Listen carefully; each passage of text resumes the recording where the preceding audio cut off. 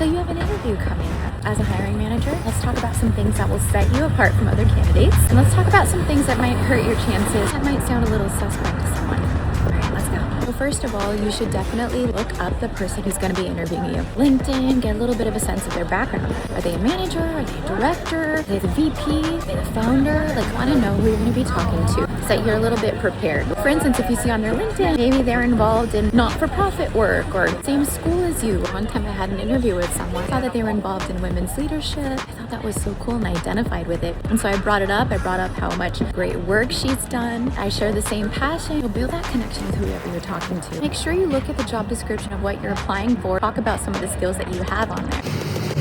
Be early to your interview. If it's in person, so you know where to find parking, you know where the place is. Basically, you don't want to be late. If it's a Zoom interview, good to sign on a few minutes early. Be ready to be on camera. Dress professionally. Wear a button-up, blouse, cardigan, wear a nice sweater. Want to look respectful and professional. If you're just wearing a t-shirt, you're going for coding work, you don't want to just wear a t-shirt. How you present yourself does matter. You want to come across as someone who would be easy to work with. One thing I'm always looking for, I'm like, yeah, skills. Everyone that I'm interviewing today seems to have skills on paper, right? Do I want to work with this person? Are they going to get along with the team? Are all people working together on projects so important that the team you're putting together is actually a team that you want to work with? Builds healthy culture at work too. So that's something that a hiring manager is also going to be looking for. You're going to be a good fit. When you're talking about strengths and weaknesses, say weaknesses that could almost be strengths. Weaknesses that aren't truly bad. Like, you don't want to say weakness like, I never get my work done on time. Oh my gosh, or I'm so bad at time management.